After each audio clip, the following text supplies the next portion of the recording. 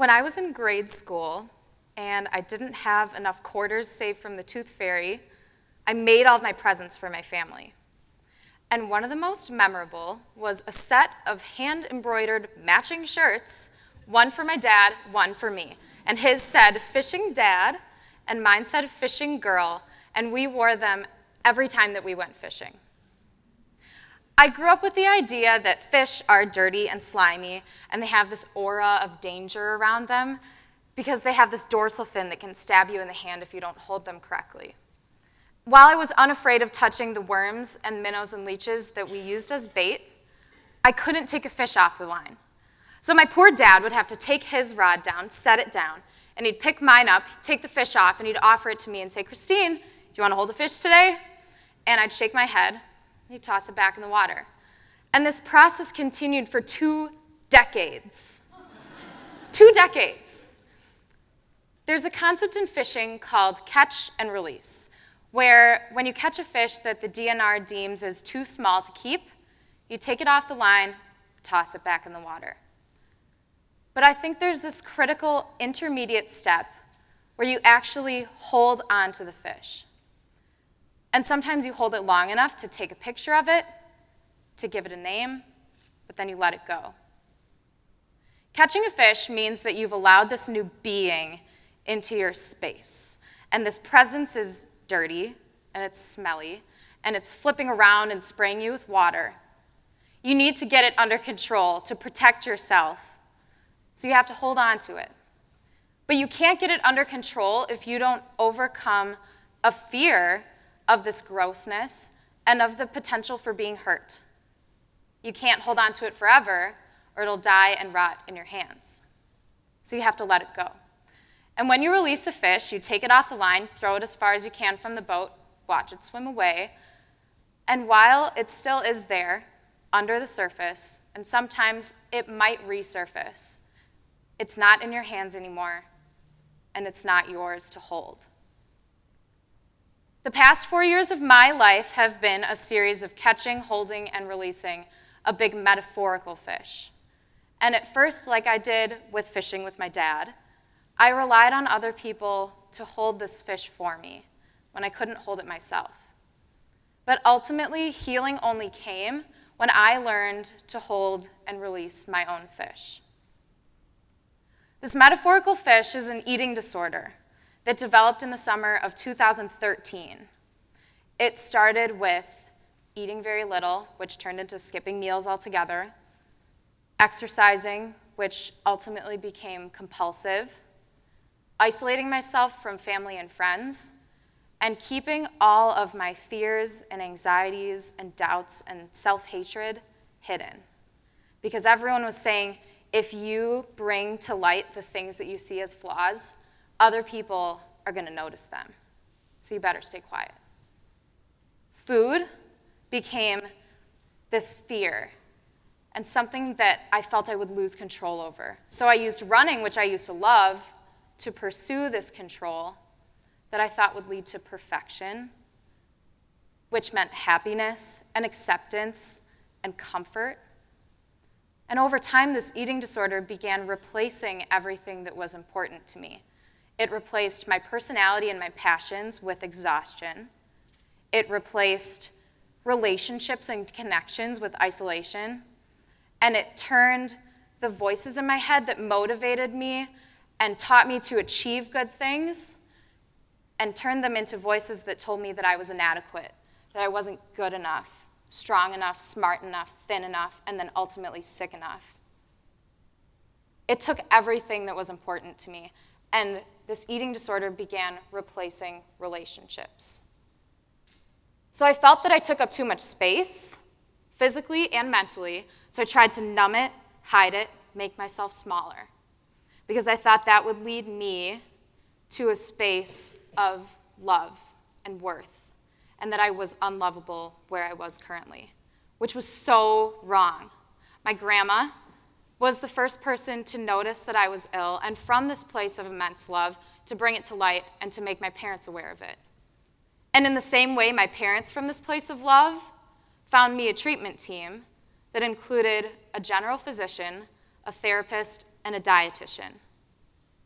And together, these two groups, my family, including my brother, and my treatment team, were the ones that held this fish for me when I couldn't hold it myself.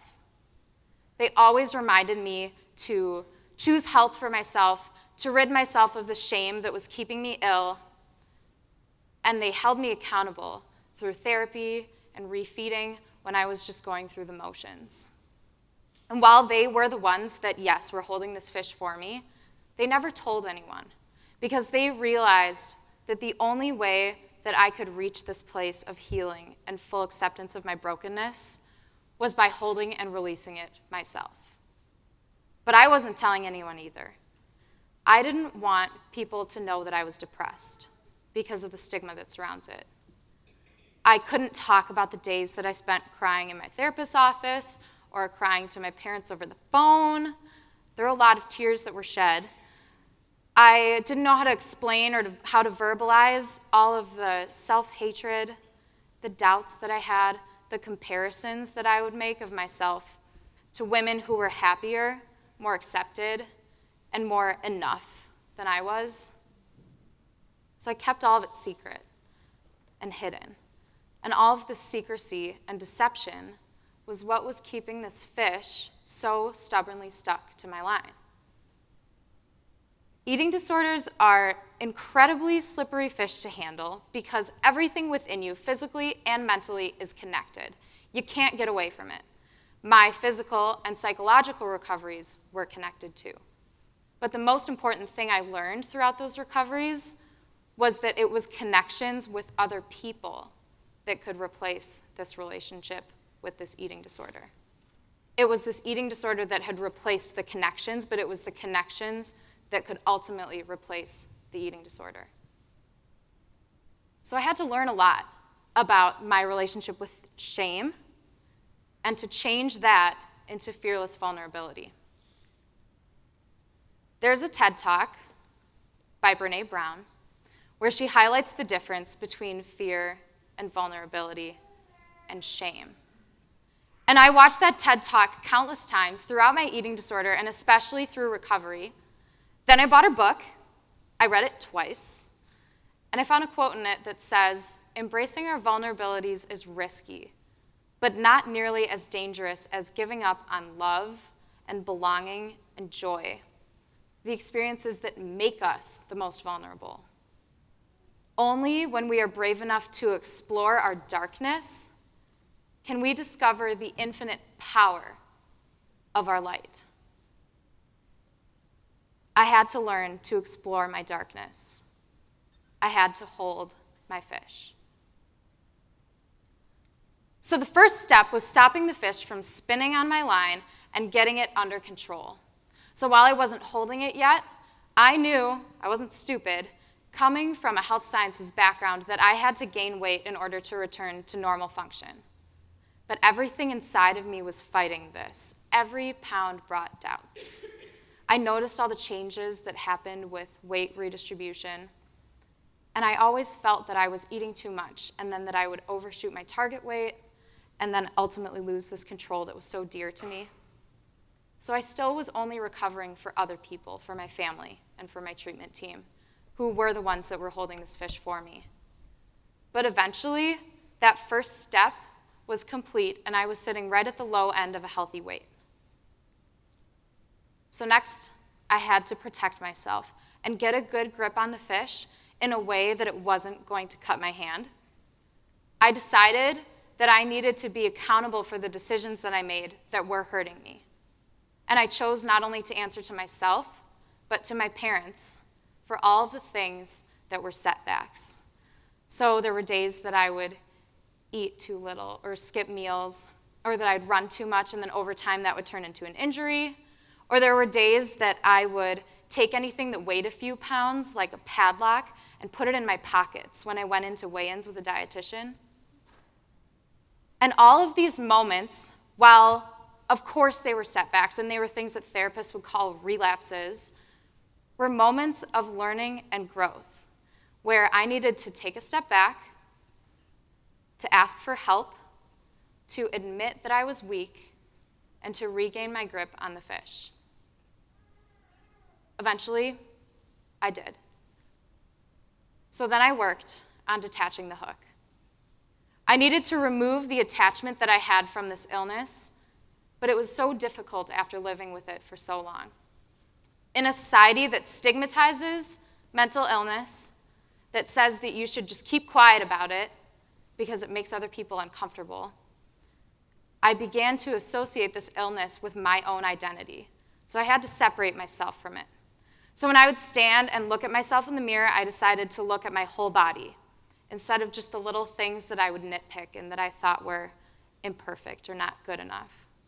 And I would celebrate it for what it did instead of what it looked like. Or I would look at the past week and at the things that in my past life I would have seen as shortcomings and ways that I hadn't lived up to my expectations. And instead I would celebrate the things, even little things, that I had done, and especially the ways that I had connected with other people. So I began redefining the expectations I had for myself, and I rewrote the ways that I measured my own worth. And the final step was the most important one, this releasing the fish, letting it go, and exhibiting it for other people to see. I had to share my story vulnerably and fully. But I started small. At first, I just told a few friends, told my story, and all of the fears that I had that they would think differently of me, that they would judge me, or they would start micromanaging my eating habits, were totally unjustified. The only things they ever gave me were acceptance and empathy. So in the same way, I started giving myself acceptance and empathy and compassion. And over time, I came to full acceptance of my brokenness. It was in this connecting with other people that I started connecting vulnerably with myself and admitting it was okay to have bad days because I had other people to share them with. And I learned that I could share all these secrets, but there was one more that was still under the surface that I wasn't sharing. Therapists always say that you should journal, but I didn't journal in a leather-bound notebook with pen and paper. I had started a blog with a private link only known to myself. I called it Recovered But Not Relieved, and I hadn't shared it with anyone. But I started toying with the idea of telling other people about it. And eventually, the importance that sharing my story for my recovery and for the sake of other people's recovery was so much more important to me than any of the fears that I had. On May 18th of 2016, I shared my blog with an entry called Going Public, where I said, I have a tough time opening up to people, thinking that what I'm sharing is shameful, or that by admitting I'm flawed, I will lose their respect and acceptance. But when I allow people into my struggles, the result is always the same: endless love, support, and care. So I posted it on Facebook. I turned off my phone, and my dad and I went to dinner. And we talked over burgers that were topped with peanut butter about my childhood and his childhood, and we told stories of fishing. And then when I turned my phone back on, I had messages waiting for me from friends and acquaintances and even total strangers who expressed support. Or there were people that said, I have an eating disorder too. And there were even people who were asking for advice on recovery. And it was then that it truly became apparent to me that there were other people in this world who held the same fish that I did and felt just as weak and broken as I did. And we all live our lives with our hands reeking of fish, and unless we can hold them, accept them, and release them, there's no way that we can connect vulnerably and fully with other people. In a culminating moment, on July 6th of 2016, I took my first fish off the hook. Thank you. And it was a huge moment for me, first as a lifelong fisherwoman, and second as a woman of newfound courage. So I held it up in the air and I yelled to my dad, who perfectly was sitting right next to me.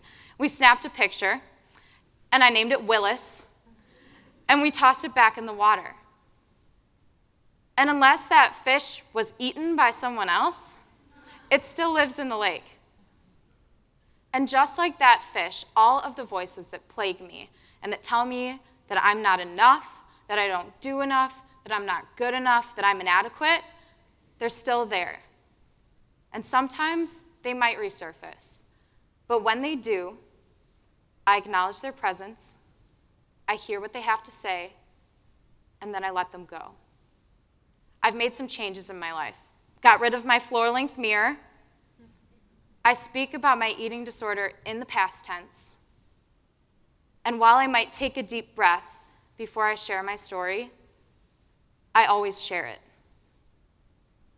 So I challenge everyone here, myself included, to bravely explore our darkness, to hold and release our fish, and to embrace the beautiful messiness of vulnerability. Thank you.